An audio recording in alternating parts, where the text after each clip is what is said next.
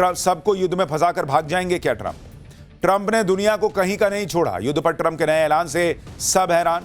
क्या अब तेल गैस का संकट खत्म ही नहीं होगा? बम और मिसाइल से तबाह मुस्लिम देश ईरान युद्ध का पैसा भी भरेंगे क्या?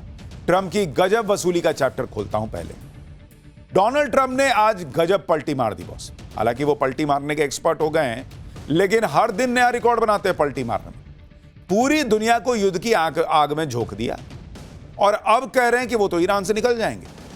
यहां दुनिया परेशान है कि हॉर्मूज बंद रहेगा तो तेल गैस का क्या होगा?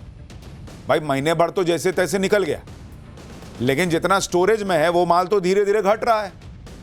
ऐसे में आगे क्या होगा? यही हाल रहा तो तेल गैस की कीमतें तो आसमान में जाएंगी। कई कई देशों में कीमतें ऑलरेडी बढ़ गई हैं। उधर महंगाई कमर तोड़ने को तैयार है। लेकिन डोनाल्ड ट्रंप को तो इससे कोई लेना देना नहीं है, ऐसा लग रहा है। वो आज कह रहे हैं कि अमेरिका को तो तेल की जरूरत ही नहीं है, हमारे पास तो बहुत तेल भरा पड़ा है, तुम अपना देख लो। ट्रंप अब ये कह रहे हैं कि अमेरिका ने तो अपना काम कर दिया, बाकी जिसे तेल की जरूरत है, जिसको तेल लेना है, वो हॉर्मुज जाए, अपना अपना तेल ले ले। अरे बॉस, सब अपना अपना तेल ले ही रहे थे, आपने भर दुनिया का तेल निकाल दिया हॉर्मुज बंद करा के, और अब कह रहे हैं कि मेरे घर में तो तेल है, तुम अपना देख लो घर में कैसे लेके जाओ।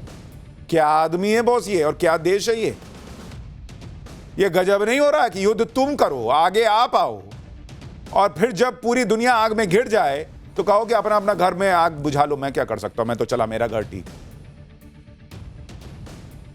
आज आपको बताऊंगा कि कैसे दुनिया को सबसे बड़े संकट में फंसाकर ट्रंप खुद युद्ध छोड़कर भागने का प्लान बना रहे हैं। कैसे हर दिन हजारों करोड़ रुपए जिस युद्ध में खर्च हो रहे हैं, उस युद्ध का खर्च भी ट्रंप कैसे दूसरों से वसूलने का जुगाड़ कर रहे हैं। पैर पटकते ट्रंप ने क्या अपनी हार इनडायरेक्टली स्वीकार कर ली है? और वो बेचारे गल्फ के देश जो अमेरिका की वजह से 1 महीने से ईरान की मिसाइलें, ड्रोन सब झेल रहे हैं, उन्हें ईरान से मार खाने के बाद अब पैसा भी देना पड़ेगा क्या? एक तरफ ट्रंप युद्ध से भागने की फिराक में है, दूसरी तरफ अमेरिका ने ईरान पर 900 किलो के भयंकर बम क्यों गिराए? ईरान में सैनिक उतारने का ट्रंप का जो प्लान था उसका क्या हुआ? ईरान तो यह कह रहा है कि हमारे पास आकर तो देखो, हमारी धरती पर उतर के देखो, टांगे काट देंगे। ट्रंप के सामने ईरान इसलिए भी भयंकर अड़ गया है क्योंकि रूस और चीन से भी बड़ा बयान आ गया, जो ट्रंप के लिए भी बड़ा मैसेज है। क्या ईरान को यह पता है कि अगर युद्ध बढ़ गया और ट्रंप सब कुछ तबाह कर देने पर आ गए तो रूस और चीन युद्ध में कूदने वाले हैं? आज इस सब के बारे में आपको बताऊंगा, लेकिन पहले आज जो नया तमाशा हुआ है। डोनाल्ड ट्रंप अब सारी क्रेडिबिलिटी खोते जा रहे हैं। कल ही रात में अमेरिका ने ईरान पर भयंकर हमला किया, 900 किलो का बम गिराया बॉस, और फिर आज ट्रंप ने ऐसी बात कह दी कि पूरी दुनिया चौंक गई। इसके बारे में आपको बताऊंगा कि ट्रंप ने क्या कह दिया, लेकिन पहले देखिए कि कल रात अमेरिका ने ईरान के इस्फहान शहर पर ऐसा तबाही वाला बम गिराया कि तस्वीरें देखकर दुनिया हिल गई। ये तस्वीरें आप देखिए। अमेरिका ने ईरान के इस्फहान में एक वेपन गोडाउन पर 2000 पाउंड का बंकर बस्टर बम गिरा दिया। यह धमाका इतना भयंकर था कि आसपास कई किलोमीटर तक की जमीन थर्रा उठी। बंकर बस्टर बम गिरने के बाद कई और धमाके होते चले गए। इसी से आपको अंदाजा लग जाएगा कि कितना भयंकर विस्फोट वहां पर हुआ। इस्फहान में हथियार गोदाम पर धमाके के बाद आसमान में बहुत बड़ा फायरबॉल नजर आया। आग के ऐसे गुबार को मशरूम क्लाउड भी कहते हैं, जो अक्सर परमाणु विस्फोट के वक्त देखा जाता है। इस्फहान में हुए इस हमले की तस्वीर खुद ट्रंप ने शेयर की। इस्फहान में ही ईरान का बेहद अहम यूरेनियम इनरिचमेंट सेंटर भी है, जहां पर पिछले साल जून में भी अमेरिका ने एक साथ कई बंकर बस्टर बम गिराए थे और दावा किया था कि ईरान का यूरेनियम इनरिचमेंट सेंटर पूरी तरह तबाह हो चुका है। कल रात को ही ट्रंप ने ईरान पर नए हमले करवाए और आज अचानक कह दिया कि ईरान में अमेरिका को जो करना था वो अमेरिका कर चुका। अमेरिका का काम खत्म हो गया। अब दुनिया के बाकी देश अपने अपने बारे में सोच लें। दुनिया हैरान, काम खत्म हो गया मतलब खुला हुआ हॉर्मुज स्ट्रेट तुमने बंद करा दिया। अब तुम वहां जब मन आया कुछ फोड़े फाड़े निकल लिए, कहे कि नहीं मेरा काम हो गया, तुम लोग अपना अपना देख लो। ये चल क्या रहा है? ट्रंप ने कहा कि जो भी देश स्ट्रेट ऑफ हॉर्मुज की वजह से अपने जेट फ्यूल नहीं निकाल पा रहे, जैसे कि यूके जो ईरान से लड़ने में साथ नहीं आया, ऐसे देशों के लिए मेरे पास 2 सुझाव हैं।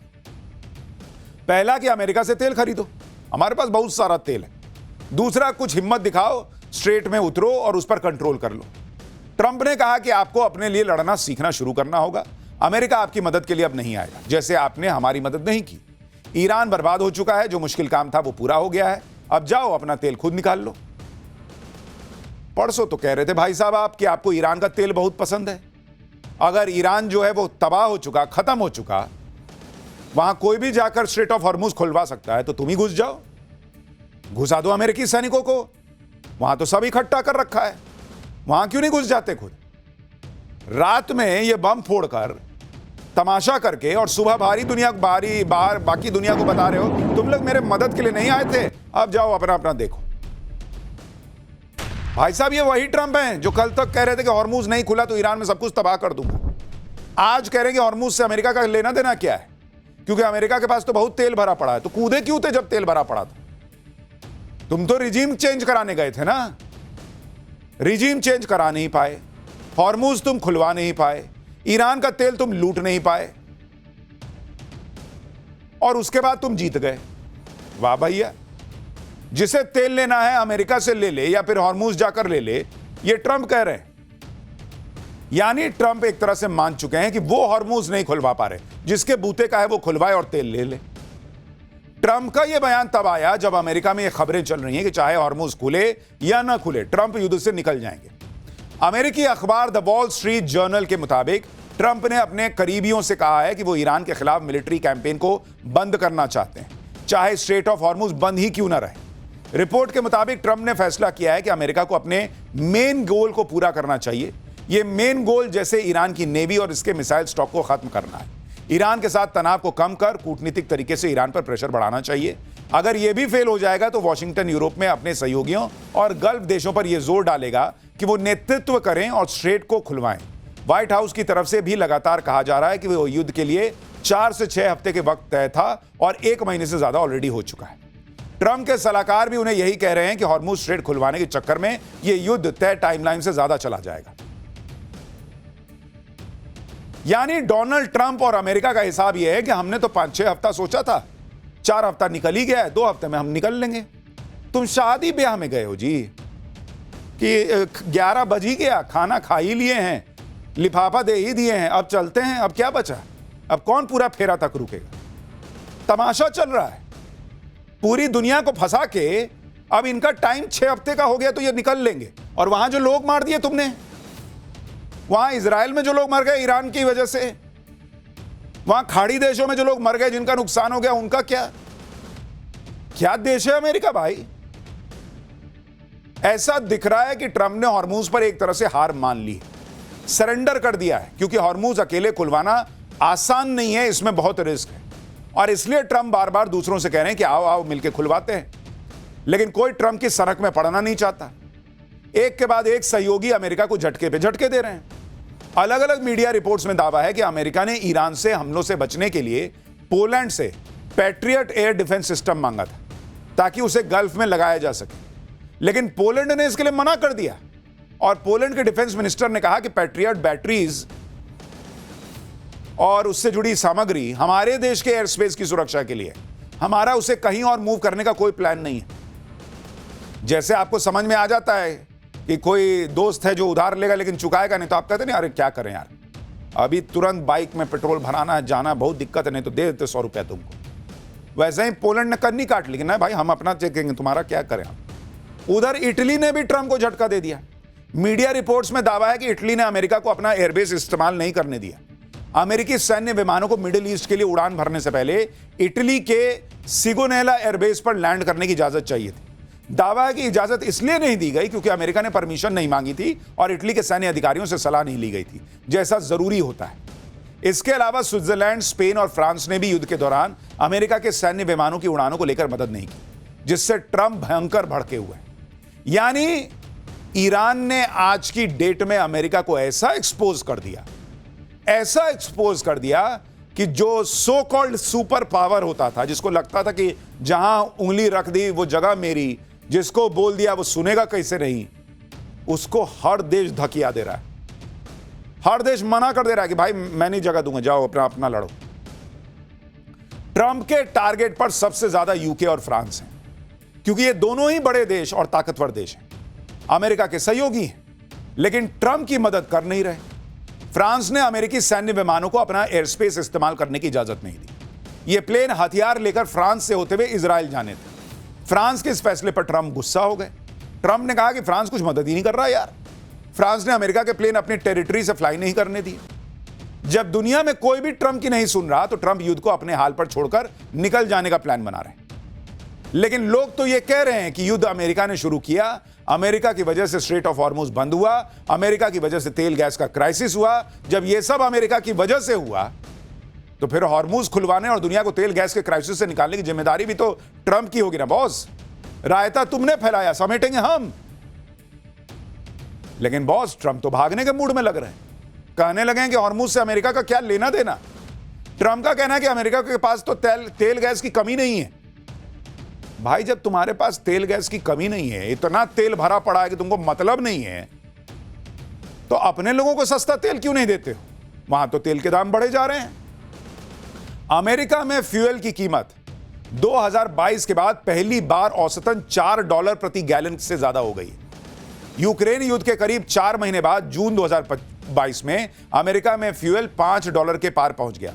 हालांकि बाद में ये दाम कम हो गए। अगस्त 2022 से लेकर अब तक फ्यूल का नेशनल एवरेज प्राइस $4 के नीचे ही रहा, $3, $2.5 के आसपास रहता है। अब ईरान युद्ध की वजह से यह फिर से $4 के पैनिक मोड को पार कर गया है। अमेरिका में डिलीवरी ट्रक और परिवहन के लिए जो डीजल इस्तेमाल होता है उसके दाम भी औसतन $5.5 प्रति गैलन पहुंच गए, जबकि युद्ध से पहले यह $3-3.5 पौने $4 के आसपास था।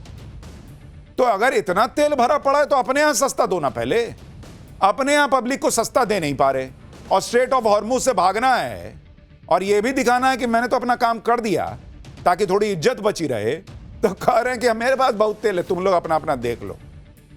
अरे तुम्हारा तेल निकल गया है इसलिए तुम्हारे पास तेल होगा।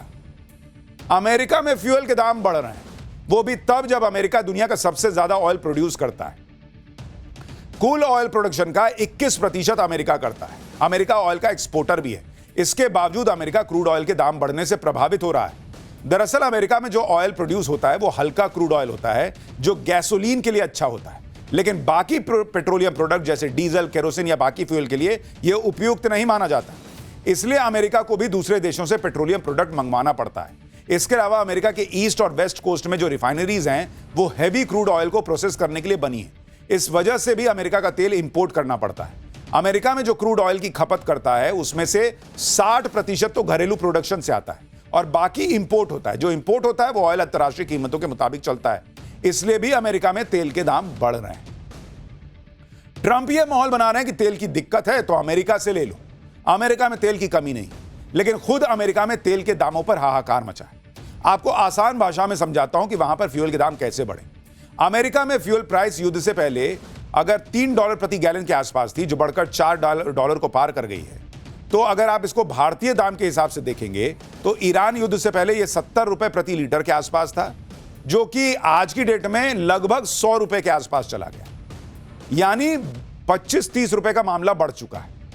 अमेरिका में तेल कीमतों को लेकर बवाल मचा है क्योंकि इससे महंगाई भी बढ़ रही है और दूसरी परेशानियां भी आ रही हैं। इसलिए अगर ट्रंप ये सोच रहे हैं कि हॉर्मुज को अपने हाल पर छोड़कर वो युद्ध से निकल जाएंगे, पब्लिक मान लेगी कि अरे मेरा नेता जीत गया, मेरा नेता जीत गया। कुछ नहीं मान रही पब्लिक बॉस। पब्लिक को सब दिख रहा है। माइनस में है इनकी अप्रूवल रेटिंग आज की डेट में। और ये भाई साहब वहां रिजीम चेंज करने गए थे, इनकी खुद की कुर्सी चली जाएगी ऐसा लग रहा है। ट्रंप की आफत कम नहीं होगी, इसलिए ट्रंप और उनके लोग इस कोशिश में लगे हैं कि एक तरफ बात करके दूसरी तरफ प्रेशर बनाकर ईरान से कोई डील हो जाए। आप देखिए कि कल रात को ईरान पर बड़ा हमला किया गया और इसलिए आज अमेरिका के रक्षा मंत्री पीट हेगसेथ ने भी कहा कि पूर्व राष्ट्रपति सिर्फ बातें करते थे, ट्रंप सिर्फ काम करते हैं। एक कमांड बंकर तबाह कर दिया गया है। बम वर्षक विमानों ने एक गोला बारूद डिपो पर हमला किया। हमारी स्ट्राइक से ईरान की सेना का मनोबल टूट रहा है। अमेरिका की मारक क्षमता बढ़ रही है और ईरान की घट रही है। राष्ट्रपति ट्रंप सिर्फ डींगे नहीं हाँकते और कभी पीछे नहीं हटेंगे। ट्रंप वही समझौता करेंगे जिसके लिए वो खुद तैयार होंगे। ये इनके बॉस डोनाल्ड ट्रंप ये पिछले 30 दिन में 25 बार कह चुके हैं कि ईरान तो हार चुका। अब कह रहे हैं कि हमने इतना बड़ा अटैक किया है कि ईरान का मनोबल टूटने लगा है। क्यों भाई, तुम तो जीत चुके थे, अब मनोबल तोड़ने पे आए हो। पहले जीत गए फिर मनोबल तोड़े। वाह भैया, ये तो वैसे ही है कि पहले खाना पका लिया फिर गैस जलाया। तो खाना पका कैसे? इस्फहान के साथ ही कल पश्चिमी तेहरान में एयर स्ट्राइक हुई। अमेरिका इजराइल के इस हमले के बाद ऊपर तक धुआं उठता हुआ नजर आया। लेकिन जैसे एक महीने में अमेरिका ईरान को झुका नहीं पाया, वैसे अब झुका पाएगा ऐसा लगता नहीं। उल्टे ट्रंप ने ईरान के लोगों को एकजुट कर दिया है। ईरान में युद्ध शुरू होने से पहले सड़क पर लोगों की जो नाराजगी दिख रही थी, वो अब एकजुटता में बदलती दिख रही है। इस्फहान में अमेरिका इजराइल के हमलों में 27 ईरानी नागरिकों की मौत हो गई थी। इन सभी मृतकों को अंतिम विदाई देने के लिए आज हजारों लोगों की भीड़ सड़क पर आ गई। इस दौरान लोगों को अमेरिका और इजराइल की मिसाइलों का कोई डर नहीं था। लोग मृतकों को श्रद्धांजलि देने के लिए जमा हुए और इस हमले में कई मासूम बच्चे भी मारे गए। ईरान अपने ऊपर हुए हर हमले का बदला ले रहा है। ईरान ने भी अमेरिका के 2 रिपर ड्रोन मार गिराने का दावा किया है। एक वीडियो में ईरान ने दावा किया है कि इस्फहान के आसमान में अमेरिका के 2 रिपर ड्रोन उड़ान भर रहे थे।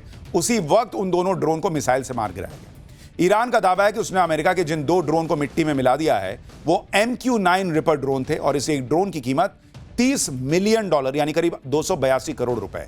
अगर ईरान का दावा सही है तो उसने अपनी 2 मिसाइलों से अमेरिका के करीब 564 करोड़ रुपए को एक झटके में फूंक डाला है। उधर ईरान की सेना अमेरिकी ठिकानों को फोड़ रही है।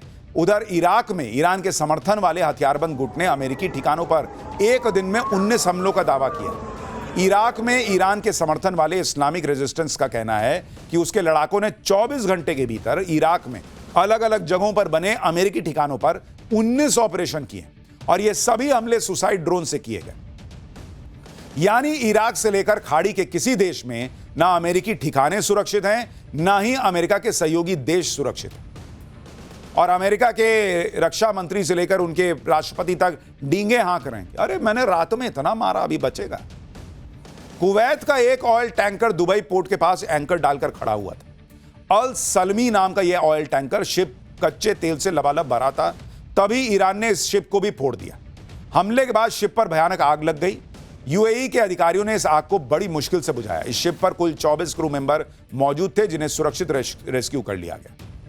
ईरान की सेना ने दावा किया है कि कल रात उसकी नेवी ने गल्फ देशों में अमेरिका के 4 ठिकानों को धुआं कर दिया। ये चारों ठिकाने फारस की खाड़ी, यूएई, बहरीन और कुवैत में मौजूद थे। IRGC ने इजराइल और अमेरिका पर अपनी बैलिस्टिक मिसाइलों की 88वीं वेव लॉन्च करने का दावा किया। IRGC ने फारस की खाड़ी में इजराइल के एक कंटेनर शिप को फोड़ने का दावा भी किया है। ईरान ने शिप का नाम एक्सप्रेस हाफोंग बताया। IRGC ने यूएई के तटों पर एक जगह को निशाना बनाने का दावा किया है। इसके मुताबिक उस जगह पर अमेरिकी मरीन के सैनिक जमा हो रहे थे और यह जगह यूएई में अमेरिकी सैन्य अड्डे से दूर एक जगह छिपी हुई थी। बहरीन के मनामा हवाई अड्डे के पास अमेरिका के 5वें बेड़े को एंटी ड्रोन सिस्टम तैनात था। वहां पर IRGC ने इसे भी ड्रोन से उड़ा देने का दावा किया है। कुवैत में मिलिट्री बेस पर IRGC ने अमेरिका के 2 हाईटेक रडार को उड़ाने का भी दावा किया। ये दोनों रडार खतरे की अर्ली वार्निंग देने के लिए तैनात किए गए थे। इस लड़ाई में सबसे बुरे फंसे गल्फ के देश हैं, क्योंकि वो मार भी खा रहे हैं और उन्हीं से युद्ध का खर्चा वसूलने की भी तैयारी चल रही है। अगर रिपोर्ट्स को सही माने तो डोनाल्ड ट्रंप यूरोप और गल्फ के देशों पर सब कुछ छोड़कर युद्ध से निकलने की प्लानिंग कर रहे हैं। ट्रंप तो युद्ध का बिल भी खाड़ी देशों पर फाड़ने की प्लानिंग में। व्हाइट हाउस की प्रेस सेक्रेटरी से जब यह पूछा गया कि क्या 1990 की गल्फ वॉर की तरह ही इस बार भी अरब देश वॉर को फंड करेंगे, इस पर व्हाइट हाउस की तरफ से कहा गया कि यह तो बहुत अच्छा आइडिया है। यह आइडिया ट्रंप के दिमाग में है। सुनिए एक बार। During the Persian Gulf War, 1990-1991, Arab countries paid for the vast majority of the cost of the war. Kuwait, Saudi Arabia, the UAE. Who's paying for the cost of this war? Will those Arab countries step up to do just that? Well, I think it's something the president would be quite interested in calling them to do. I won't get ahead of him on that, but certainly it's an idea that I know that he has and something that I think you'll hear more from him on.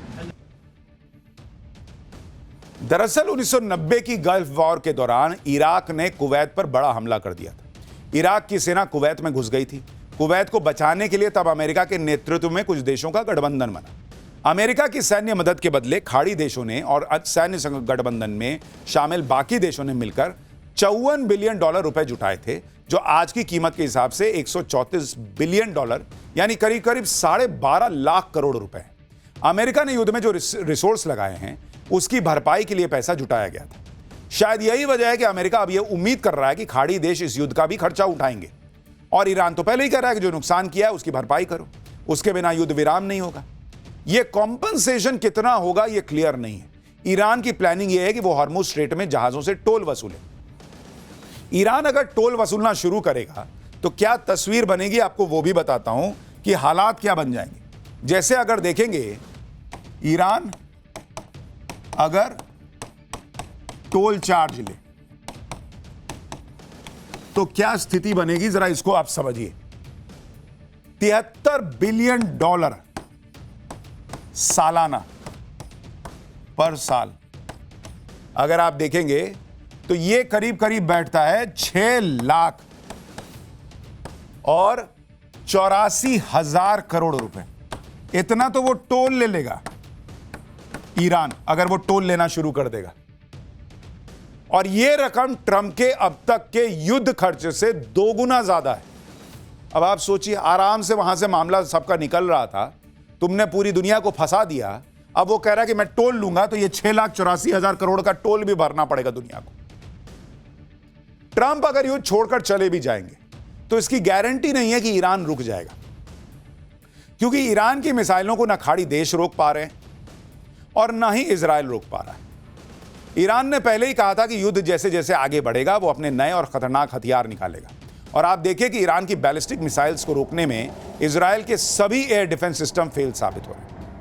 आप तस्वीरें देखिए, Iran की एक ballistic missile को रोकने के लिए Israel के 5 लेयर के एयर डिफेंस सिस्टम की 4 इंटरसेप्टर मिसाइलें लॉन्च हुई, लेकिन ईरान की बैलिस्टिक मिसाइल ने इजराइल की इंटरसेप्टर मिसाइलों को छकाते हुए यरूशलेम को धुआं कर दिया। इजराइल के लोगों में पहली बार ईरान की बैलिस्टिक मिसाइल्स का खौफ बैठ गया है।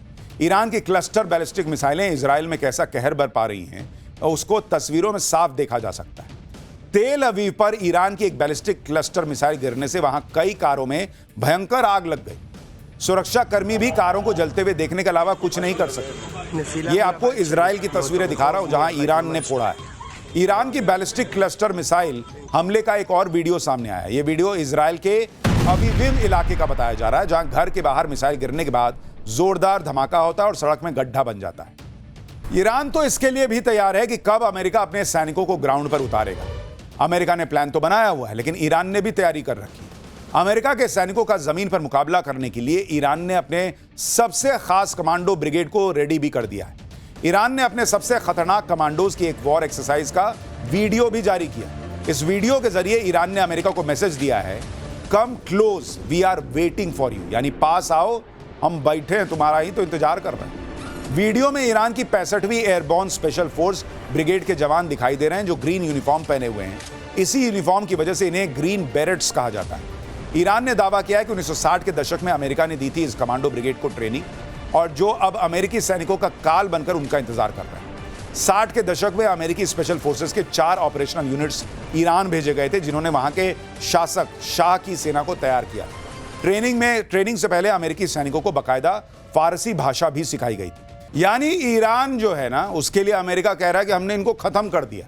ईरान वीडियो जारी करके बता रहा कि आओ ना, आओ पास आके देखो हम कितना खत्म हुए हैं। इतना ही नहीं, अमेरिका के मिलिट्री बेस के साथ साथ ईरान का अगला टारगेट अमेरिका की मशहूर कंपनियां हैं। ईरान ने अमेरिका की ऐसी 18 बड़ी कंपनियों की लिस्ट बनाई है जिन पर कल से वो अटैक कर सकता है। आप देखिए कि इन 18 कंपनियों में कौन कौन से बड़े नाम हैं। गूगल का नाम है, एप्पल का नाम है, Intel, Microsoft, Meta, IBM, Dell, HP, Nvidia, Boeing और एलन मस्क की कंपनी टेस्ला भी ईरान की लिस्ट में शामिल है। ईरान साफ कह रहा है कि उस पर हमलों के जवाब में वो अमेरिकी कंपनियां ईरान की लेजिटिमेट टारगेट होंगी। ईरान का आरोप है कि अमेरिकी आईसीटी और एआई कंपनियां अमेरिकी सेना को हमलों की प्लानिंग करने और उसे अंजाम देने में मदद करती हैं। आईआरजीसी ने इन कंपनियों में काम करने वाले सभी कर्मचारियों को चेतावनी दी है कि वो इन कंपनियों के ऑफिस और फैक्ट्री से कम 1 किलोमीटर दूर रहें। ईरान ने इन कंपनियों पर हमले का टाइम भी बता दिया है, जिसके मुताबिक कल यानी 1 अप्रैल से इन कंपनियों पर मिसाइल के हमले शुरू हो जाएंगे। अब आप बताइए, ये कंपनियां भी फोड़ेगा वो, ये युद्ध कहां जाके रुकेगा भाई? ईरान की इन धमकियों के बीच अगर ट्रंप युद्ध को नए लेवल पर सोचेंगे ले जाने का, तो उनके सामने एक और चुनौती है, और वो है रूस और चीन की चुनौती, क्योंकि वो भी अपनी तैयारी कर रहे हैं। वहां से भी मैसेजिंग हो रही है। रूस ने युद्ध को लेकर बड़ा बयान दे दिया है। रूस के विदेश मंत्री सरगई लावरोव ने कह दिया है कि मिडिल ईस्ट में जो तनाव है वो एक बड़े युद्ध में बदल सकता है। ईरान पर अमेरिकी इजरायली हमले से क्षेत्र में परमाणु सुरक्षा के लिए खतरा बढ़ गया है। रूस का कहना है कि यह युद्ध ईरान और उसके पड़ोसी देशों को परमाणु हथियार विकसित करने के लिए उकसा सकता है। रूस का आरोप है कि ईरान और वेनेजुएला पर अमेरिका तेल की वजह से कंट्रोल चाहता है। रूस के विदेश मंत्री ने यह भी कहा है कि ईरान के साथ रूस का मिलिट्री और टेक्निकल सहयोग है। रूस कुछ मिलिट्री प्रोडक्ट्स भी ईरान को देता है, लेकिन रूस इस आरोप को नहीं मानेगा कि हम ईरान को खुफिया जानकारी दे रहे हैं। सबको पता है कि अमेरिका के मिलिट्री बेसेस कहां पर हैं। युद्ध के बीच ईरान ने चीन के 3 ऑयल टैंकर्स को हॉर्मुज स्ट्रेट से बाहर निकलने के लिए रास्ता दिया, जिसके बाद चीन ने ईरान को थैंक यू कहा है। चीन ने खाड़ी क्षेत्र में तुरंत युद्ध कम करने की अपील की है। चीन चाहता है कि हॉर्मुज स्ट्रेट खुल जाए ताकि दुनिया में तेल गैस का संकट खड़ा ना हो। उधर पाकिस्तान के डिप्टी पीएम और विदेश मंत्री मोहम्मद इशाक डार चीन के दौरे पर हैं। आज बीजिंग में वो चीन के विदेश मंत्री वांग यी से मिले। माना जा रहा है कि इस मुलाकात में इशाक डार ने चीन के विदेश मंत्री को ईरान और अमेरिका के बीच चल रही शांति वार्ता के बारे में अपडेट दिया है।